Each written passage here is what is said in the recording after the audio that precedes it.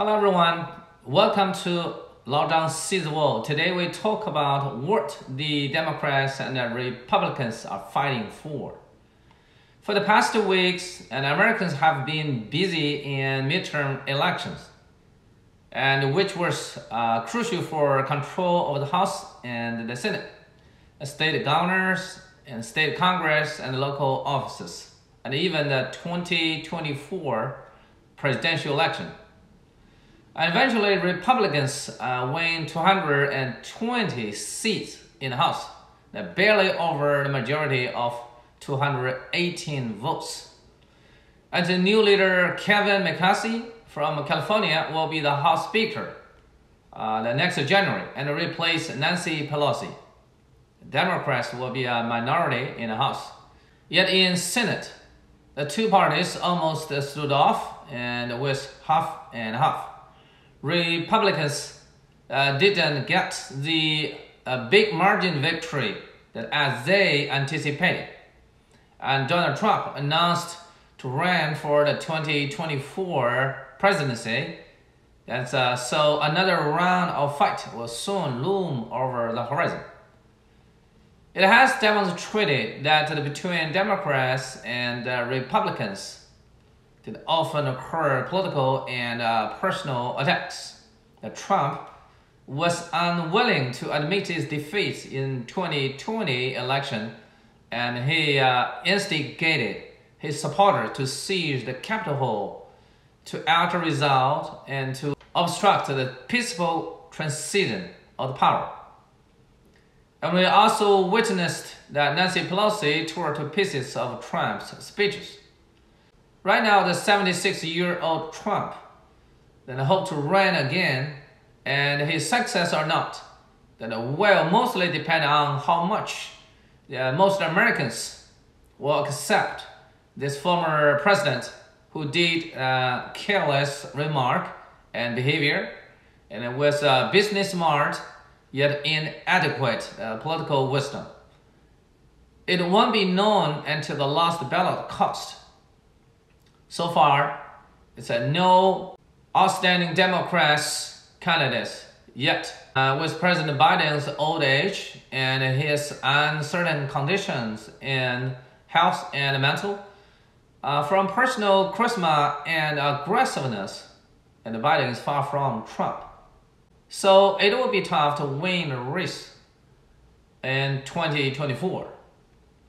Sometimes we have to ask, why in America the Republicans and Democrats are fighting so exclusively?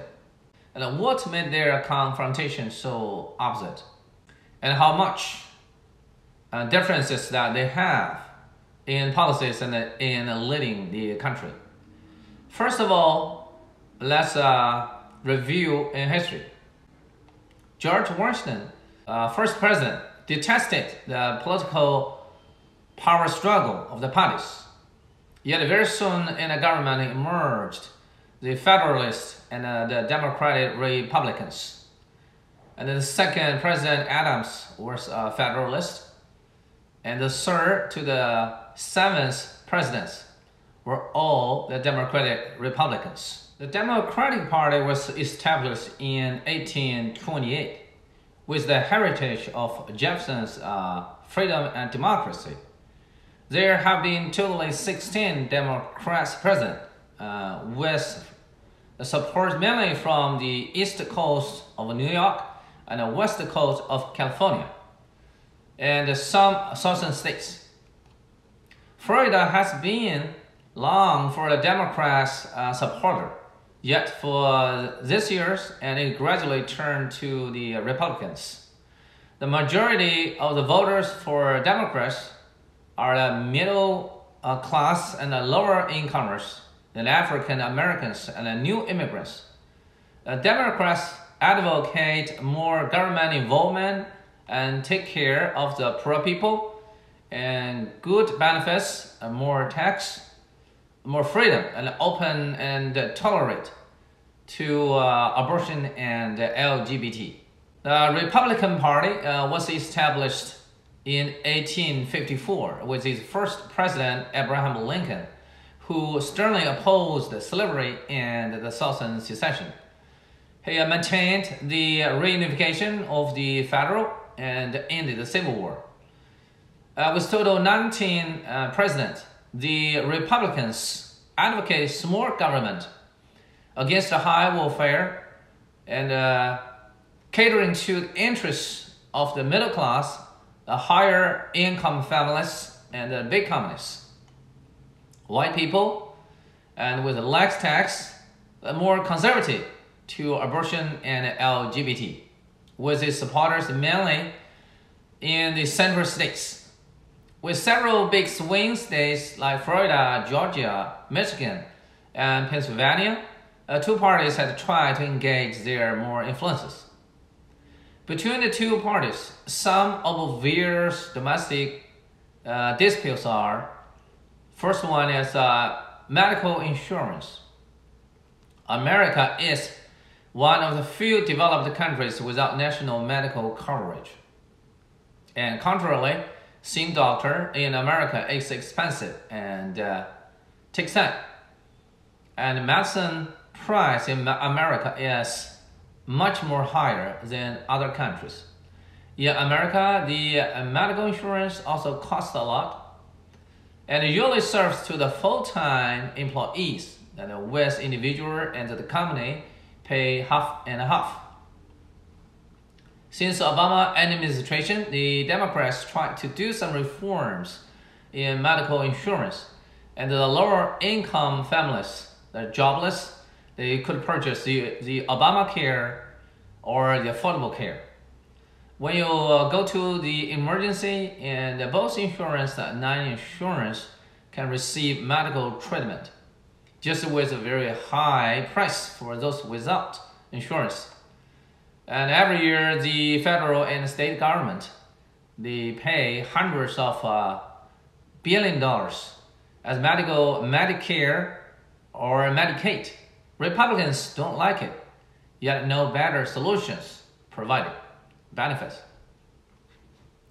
Democrats insist on giving food stamps to the lower income families with bread, milk, fruit, and vegetables. Yet the Republicans believe it's unnecessary waste. It is said that sometimes abuse and misuse of the food stamp really exists. Even some high-income families receive food stamps and they're given away to others or sell it in lower price. Tax.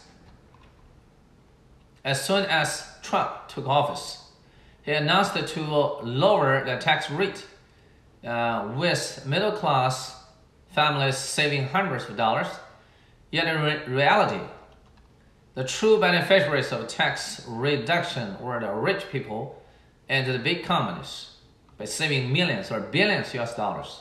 Democrats advocate tax increase, mainly to levy tax to the rich. Number 4, abortion. Republicans tend to social and family traditions, focus on life from God and early at embryo, so abortion is prohibited. Democrats insist on my body belongs to myself. Abortion or not depends on individual, especially when family violence and rape, illness, or unhealthy fetus. It can't be decided by government. About this issue, U.S. Supreme Court already turned to state choice. Number 5 is LGBT. LGBT is the acronym of lesbian, gay, or bisexual, and transgender, to which Democrats are its supporters. Yet the Republicans stand strongly against it. And last week, at an LGBT nightclub in Colorado, serious gun violence happened with 5 people dying. The 6th issue is immigration. Republicans insist on strict immigration policy, especially to the illegal immigrants. And this is why Trump called for building a Great Wall along the border with Mexico. Yet the Democrats had been loose to the immigration issue and even consider some more benefits to the illegal immigrants. On some issues that are ambiguous to both parties. First one is gun control. It's common in America that the gun violence and the gun crime. The gun manufacturing is our big industry and our big money of hundreds of $billions. The money really talks in America, and also there is the Second Amendment in Constitution about the citizens' rights for holding the weapons. Republicans focus on freedom to have guns, and Democrats focus on some kind of control, yet without details on how. So this issue is a tough issue that without an answer. Second is college admission. The issue of affirmative action in college admission originally from the civil rights and racial equality in 1960s, which means a fair chance for everyone in work and education. For the time being, the issue of percentage or versatility more or less impacts the fairness of admission in college. So many families, especially some Asian families, they are rejected to this affirmative action. Number three, that's the environment and climate change. Republicans pay more attention to domestic economy than environment and climate change. So when Trump took office, he exited from the Paris Climate Agreement and invested tremendously in shale oil and turning America to oil export from the oil import with a very low gas price.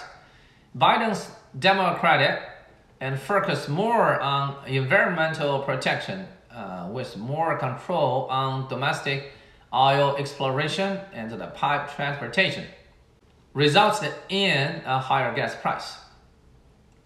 On foreign policies, China policy. The two parties agree with each other on China issue to prevent China's rise against America's interests in Asia and in the world. On Taiwan issue, how far can they go? And on foreign trade and high tax, and who will take the upper hand? Since Trump administration, a Sino-US trade war began in 2018 and then to the COVID-19 pandemic. Nothing improved in the bilateral relations since Biden's administration, and even more confrontations.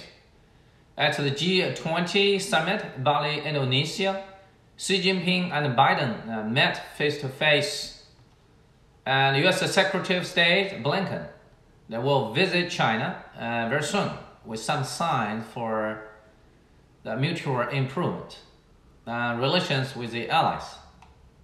Trump's America First alienated its relations with the traditional allies of Europe, and Japan, Korea, and Australia.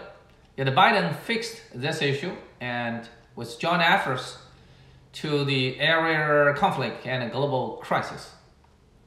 In fact, and there is the third party, the Tea Party in America, yet it is too weak and to achieve something more. In current American political system, the policy is winners takes all, which is different from Europe's parliament system, multi-party system. As to the two parties, Democrats and Republicans, and there are still more important information to share in the future session, and I also hope more different reviews and comments. I want to study together and improve together. So here is the topic for today, and thank you for your joining in, and see you next time. Thank you, bye-bye.